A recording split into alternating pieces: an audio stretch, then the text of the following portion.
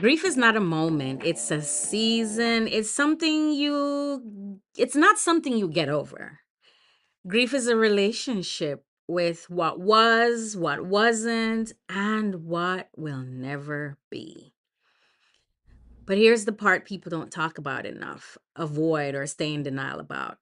Healing and grieving happen at the same time, or can happen at the same time. Healing doesn't mean that you stop missing the person, the dream, the version of yourself you lost. It means you learn how to carry the weight of collapsing under it.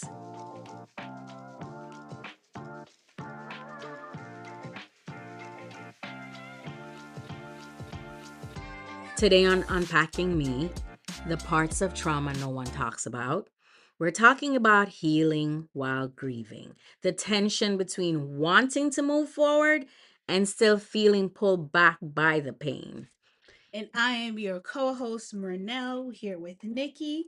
And this episode is for anyone who feels stuck in that in between place where you're functioning, showing up, smiling even, but inside you're navigating waves of sadness you can't always seem to name. So, welcome back. It is a new year. Yes, welcome back to Unpacking Me, the parts of trauma no one talks about. So, what I've been seeing over and over again is people not realizing that grief it's not just about death, Mhm. actual dying, someone dying. And not understanding that grief is an emotional process. It's how we respond to loss in general, In general, meaning type of any loss. type of loss. Right. It could be the death of a loved one, Mm. death of an animal, Oh yeah, I've death been of your there. favorite celebrity, I've been there right? too. It's the loss of breakups, Mm-hmm. dreams that you had that just collapsed, childhood that you didn't get, versions of yourself you outgrew, and identities you no longer fit, or Visions. visions. Or it can even be the fact that when you were sick or ill, you rushed yourself through the healing and afterwards realized how you bulldozed yourself through the Through that process without process. compassion. Yeah. So again, healing is not just about death. It's about loss and how we respond to the loss. It shows up in our relationships, our moves, big moves that we have. Sometimes people relocate to another country, another town, or they change jobs, even if the job was toxic, right? Yeah. And or it's around health issues. A lot of individuals I work with have experienced cancer Mm. and they grieve what their life was before Mm. experiencing the cancer and now having to live being this new identity, this new way of caring for self, right? Mm. It's around trauma recovery. Yeah. It's a lot. And so there's a myth going around where people like to say, well, you're still grieving that? You should be over it by now. Not realizing that grief comes in waves and that is normal. Mm-hmm. And there are a lot of unfinished conversations around grief and what it means and what it holds. So when we think of the body, right? I was just doing a group, Mm-hmm. our friendship space group, and I said to the group, people were talking about grieving because over the holiday season, Mm-hmm. they had to grieve the decision to stay away from toxic family members. And I said to them, it just emerged within me. And I said to them, what happens if you recognize that grief as the love that you hold for these individuals who either don't have the capacity to change their behaviors or choose to not change their behaviors? What happens if you recognize that grief as a symbol of the love that you have for those individuals? Right. And people said that looking at it, the grief that way was somewhat relieving for them, right? And we have to be okay, number one, with allowing ourselves to grieve. Grief can look like I just don't want to be around people, Yeah. or I'm in bed, Mm-hmm. or I just feel overwhelmed. Mm-hmm. It can look like different things in the body. It Yeah. manifests in different ways. And I just want people to understand that you are entitled to grieve what you lost. You are entitled to feel how you feel for things that you wish were, or things that were and no longer are. And grieving is a natural even pets grieve. Oh Believe it or not, yes, they do. dogs grieve, right? I've seen it. Yes. And so let's not dehumanize ourselves, Yeah. as it is our birthright to have our emotions, especially this emotion of grief. Grieve. So I want to make space, Mernell. I'm curious about, when it comes on to, and one thing people tend to do is spiritualize, spiritual bypassing, right? Yeah. Use it to shut people down so they don't get to feel what they feel that's associated Right. with the loss. This is such an interesting topic because I was just having a similar like conversation with one of my friends, or maybe I was experiencing it, Mm-hmm. and in my mind I had the conversation with her. Mm-hmm. But Mm-hmm. we went out to go have tacos because I was like, "Oh, you want to go get tacos with me?" Mm-hmm. And in getting tacos, I realized, OMG, for a couple of months, Mm-hmm. once I give birth to my child, I Mm-hmm. won't be able to go out. Ooh. And I became so emotional because I'm like, Yes. this has been although having a child, and this is the part where people over spiritualize things, right? Mm-hmm. I'm having a child and I'm excited Mm-hmm. because it is a blessing. It is Yes. Yes. a great opportunity. It's a blessing a lot of people can't, a lot of people want. I'm blessed. Mm-hmm. My child is healthy, my child is big enough. Like I'm looking forward to that. Mm-hmm. And yes, I'm in a great place in Mm-hmm. that experience. Mm-hmm. But oh my gosh, Mm-hmm. I have to give up a part of myself, Mm-hmm. not and possibly even have to put in the back burner for some time because Mm-hmm. I need to focus on this new life change. Mm-hmm. And so some people would tell me, "Oh, but you can't. You have to look at how God is blessing you." And all. Yes, God has blessed me, Mm-hmm. but the humanity in me Mm-hmm. is experiencing the grief Mm-hmm. of, Mm-hmm. man, I can't just up and go get tacos at 8 p.m. in the middle of the night anymore because Yeah. I have a child to worry Well, you about. can, but the amount of work it would take to get the car seat I'm in the not car, doing it. cover the baby I'm up, not all of doing that it. stuff. I'm not dealing with an overly tired child and all Yeah. of that stuff. But it's a life change and it's a Mm-hmm. great life change. Mm-hmm. But I couldn't help but feel the Of sadness. I course. couldn't help but Of feel course. the the the loneliness in that experience. It Yeah. was such a brief Yeah. experience, but grief brings about in these changes these emotional experiences. Yeah. Yeah. Yeah. And so I do it is one of those things where even changing apartments Mm-hmm. was an experience because I really like that other apartment. Yeah. Well, now you need And more same, space. same. Yeah. It's a whole It's life a life change. change, yeah. And so, I mentioned briefly how it might manifest in the body, show up in the body. People who experience grief, it might look like you feeling exhausted, drained all the time, having sleep issues, nightmares, insomnia, appetite changes. There's either we're eating too much, or we're not eating enough, or we're not eating at all. Mm-hmm. Aches, headaches, physical pain, tension in the body, in the shoulders, gut problems. I remember having a lot of gut problems. My IBS just kicked in and would Mm. not back down because of there was just back to back to back losses that I was experiencing. And in behavior, I shut down. Right? Shutting Yeah. down, Yeah. overthinking, Yeah. like all of these are the emotional responses. Yes. Even Yeah. at one point I think I got angry Of at her course.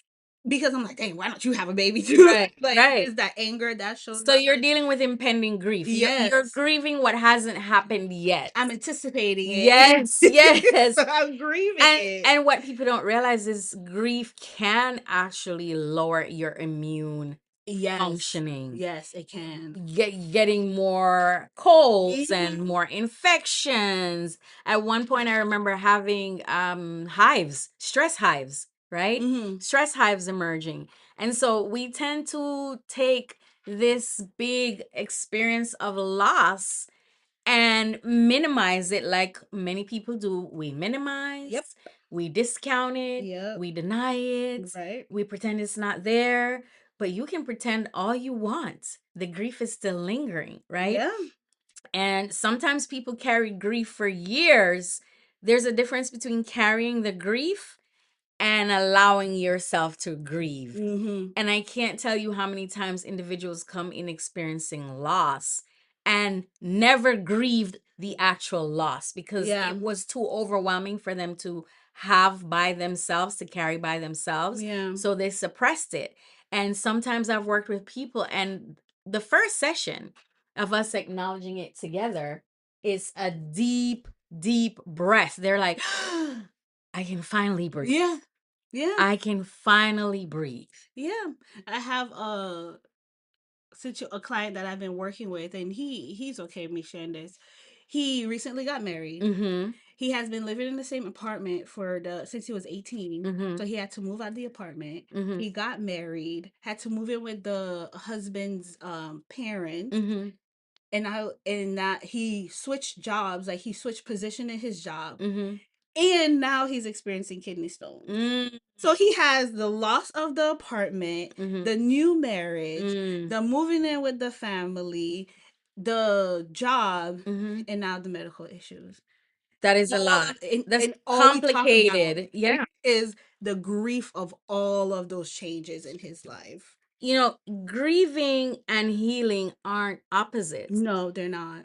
They're not opposites. Because healing doesn't erase the pain. It just kind of mixes it in, integrates it. It doesn't erase the pain that you experience. And a lot of people think that because they're grieving, they have to rob themselves Of healing. of joy. Mm. Because sometimes people think if I've lost this thing, a job, a loved one, and I feel joy, I'm not I'm not looking like how people should look when they grieve. Mm. That's a big one. People don't realize that you can grieve and have moments of joy. And because of this expectation that's off, we've been socialized to think grief looks like, people think, well, if I'm grieving, I need to be depressed all the time. I Mm. can't smile. I can't have fun. You can laugh and cry all at once. I also want to name that healing within itself at times can be a grieving process. For Yes. the simple fact that we're healing and grieving what was, what is, and what could have been. Think of all the relationships that one has to release. Exactly. The relationship you had with With yourself, yourself, that trauma, that pain, the person the who per- there's a lot of grieving. And so we just want to normalize the fact that as you're healing, expect to be grieving. Mm-hmm. Normalize it. The big thing though is to allow yourself to recognize that you don't have to hold on to the pain Mm. to preserve the memories of, for instance, a loved one. Mm-hmm. Sometimes people don't realize they're holding on to the pain, the grief, because they don't know. They think that if they let go of Of the the grief, it's pain. Yeah. betraying the person who died. Mm-hmm. Or they Mm-hmm. think if they let go of the pain, the grief, it's allowing the person who harmed them to win. Mm-hmm. Yeah. Or they've been grieving for so long and they don't know what it will look like to be on the other side of grief. Mm-hmm. It now is becoming an An identity issue. identity. Yeah. It becomes part of their identity. Yeah. So you can be hurting and still grow. Yeah. You can be grieving and still allow yourself to have pleasure. Yeah. You can. You definitely can. And I think that one thing I give myself permission, and I want to kind of share it with everybody else, is you also are allowed to grieve the way that works for you. Say that again one You more are time. also allowed Huh? to grieve Mm-hmm. in a way that works for you. Right. Your grief does not have to look like what your mother thinks it should look like, Yeah. or what Yeah. society thinks it should Yeah. look like. Yeah. If your grief looks like, I feel the pain, but I could still smile, that's beautiful. Mm-hmm. That's how it works, because all of us express our emotions in different ways. Mm-hmm. And so you're allowed to have grief and have joy. You're allowed to grieve any way that works Yeah. for you, Yeah. because that's what works for you. Yeah, and in the thought of it, right? Like I went to a memorial this past Saturday evening for someone, a young individual who died by suicide. Mm. And the family members were in deep, deep, overwhelming sadness and despair and grief. And I heard people saying to them, "Be strong." Why? Saying to the siblings, "Be strong for your mother." What? And I'm looking there. I mean, they're not therapists. They don't think the way we do. But I'm looking like, what the hell? How can you tell somebody to be strong? First of all, tell the sibling, a child, be strong for your parents. That is too much That's of a too burden to much. put That's on too someone much. to carry for their parents. No, allow people to have their grief. And sometimes people don't know what to say. And I was just about to name that. A lot of people don't know how to handle your emotions in a hard time. Right. So they handle it by either dismissing it, Yes, spiritualizing it, or telling you exactly. to become superhuman and dehumanize yourself and Right. not feel it, right? Right. So the important thing is to allow yourself to feel through their grief. Mm-hmm. And sometimes that is scary to do by yourself. This is why you have support groups like Grief Share. Grief Share is very common. It's all over the country. People can join these groups and get support for them. Um, or get the help of a therapist. I always recommend to people to get a journal and whatever it is that you lost, if it's a loved one, write letters to them, right? What you wish would you could have said or wish you could have done. Mm-hmm. Write it out. Sometimes just facing it is enough. But if you keep running from the grief, it is going to expand. And when it expands, then it turns into feelings of helplessness and hopelessness, and that's when it triggers a traumatic response for most people. Yeah. So allow yourself to slow down and be with the grief. Learn how to feel bad is Yes. what I like to tell people. Mm. We have to help you to learn how to feel bad without it destroying your whole world. And I know that probably sounds counterproductive, but if you're intolerant of what people label negative emotions, and the only ones you want to feel are joy and excitement or sexual pleasure, then turning off the other ones that are deemed negative is going to impact your ability to fully experience joy. Yeah. So become curious and learn how to just observe the grief. And I mean it, like sit with it, notice how you're feeling, nurture yourself through it without judging or bulldozing yourself through it, right? And sometimes find a trusted person, Mm-hmm. a friend, a companion, and just talk about it with them.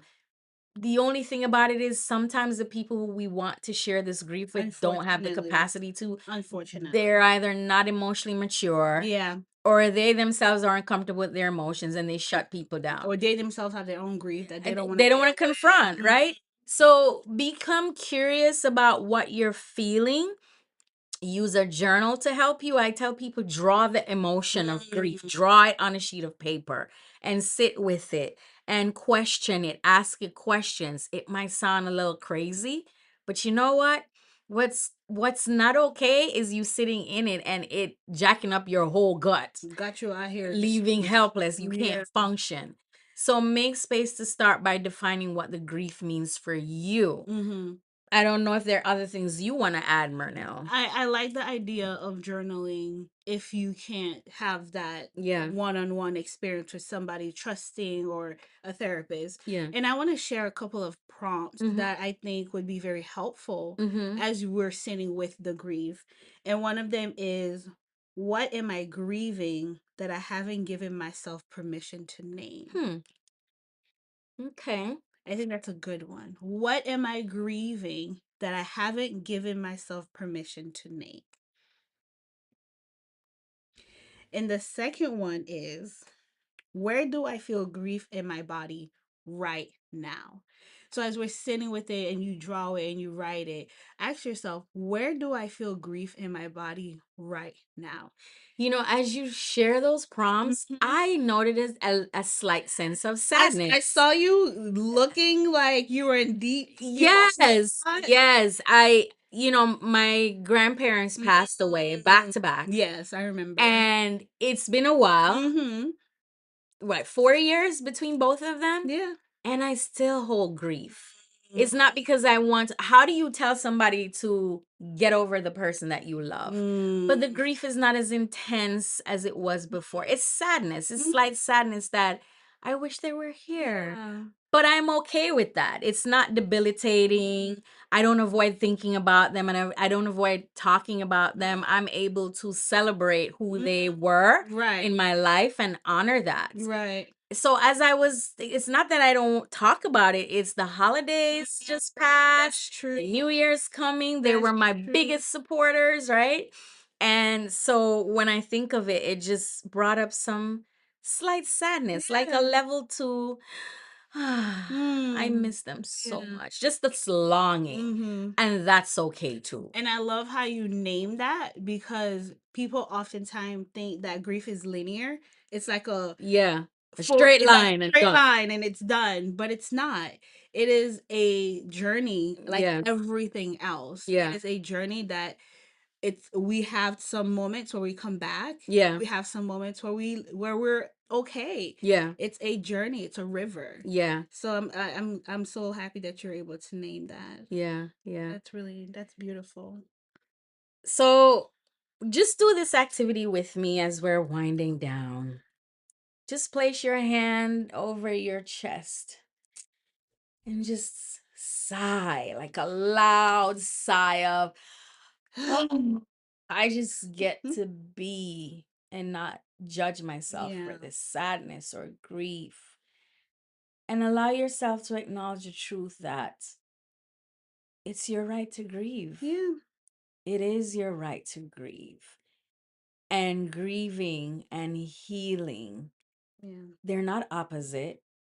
And if you're grieving while you're healing, that it's because you're human. It's this thing that makes you fully human. Yay. And it means that you loved deeply. And it means that you are alive. And I want to just say, you don't have to rush your heart. You just have to stay with yourself while it breaks open. Ooh. I know. I'd be saying some profound Ooh. things. You don't have to. Can we rush your change that heart. word breaks? Because for some reason, what I saw was a crack. Ooh, breaks open. You just have to stay with yourself while The grief emerges, right? while it shows up. Yes, While yes, while it makes itself known. yes, yes. And so it's okay to sit there in that space. Yeah, And thank you so much, you guys, for joining us on this episode. yeah, We are so happy. yeah. And if you guys are interested, we have groups that are coming up. We do have a maternal. Actually, yes, we have a maternal mental health group that's Yes. hosted by one of our therapists, Yeah. Shanti. She specializes in maternal mental health. I'm gonna try to get her in here for y'all. Yes, check us out on social media, Yeah. Emerging Counseling LLC. Go onto our website. We post events that are happening at any given time. Share this episode. Share it. Provide feedback, because we're always looking for feedback and listening. If there's an episode you'd like us to explore or a topic, please share. But until next time, Mernell, what should they do? They should be kind to themselves. Yeah. Because they deserve it. Y'all take care now.